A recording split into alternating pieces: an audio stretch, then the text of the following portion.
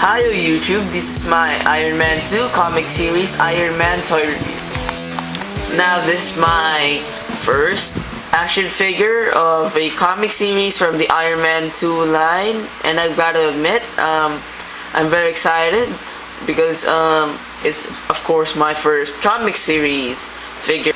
So let's look at the packaging. The packaging is what you will expect from the Iron Man 2 line. You got there the logo of the Iron Man 2 and a nice picture of Iron Man here of the Mark 6 armor, and the figure itself with the snap-on repulsor blast displayed there, and the cards, the 3 armor cards, Iron Man trademark, 3 armor cards included. So it's nice, cool. This came from Toys R Us, and see here number 30 of the line, and as you can see again here, snap-on repulsor blast, and you can see here a little description of the armor or about Iron Man. It says here, though Tony Stark struggles with many personal demons, Iron Man is every inch the hero. When Stark puts on the armor, all of his troubles disappear. He is able to focus completely on the target highlighted in the heads-up display before him, forgetting everything but the mission. And you can see the other figures in the line, including the one of Iron Man's classic armors, with the horn faceplate, and Titanium Man and Guardsman. I don't know what armor this is. It just caught my attention. Maybe because it's unique from the other classic armors I've seen before. So enough of the packaging. Let's open up this figure. So now here we got the figure out of the packaging, and I've got to say I've got a good pick.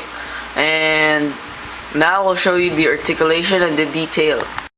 Now, because I researched, I realized that this armor's name is Neoclassical Armor or Neoclassic Armor. Notice that his head is really loose. I mean, when you touch it, it moves instantly. But still, it's a good figure. And due to that, his head can go all the way around, as well as go up and down a little.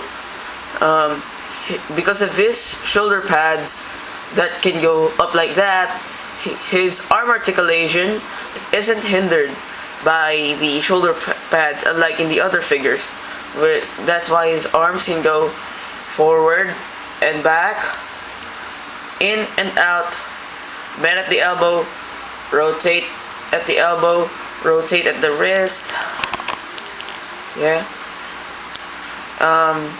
rotate at the upper part of the abdomen. Unfortunately, doesn't have any waist articulation. He has this Iron Man figure joint, which can make it go in and out, and forward and back when you rotate this in the right direction, which is forward ways. And you can bend his knees at 2 points, and his feet can swivel and as well as go up and down a little. So in articulation, this figure is perfect. I mean, it has good articulation for a 3/4-inch figure. Now on to detail. I've saw other toy reviews about this figure, and I've got to say I've really got a good pick, because I've noticed in other figures in other toy reviews they complain that this part of their figure has yellow specks of paint. So far, I've never saw any specks of paint on this figure. So this really proves that the comic series is a good series of the Iron Man 2. So now I'm really provoked to buy more comic series figures.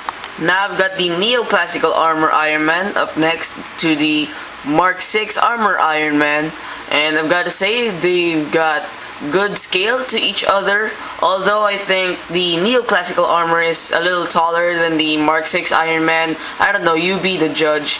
And I recommend buying this figure because it's a good figure to be bought by toy collectors, Iron Man fans alike. Please do take note that when you are looking for these figures, when you intend to buy them, make sure to look clearly into the packaging to see if it doesn't have any paint smudges or paint specks. So hope you enjoyed this review. Stay tuned for more reviews and videos from ESanchezVids. This is me saying goodbye.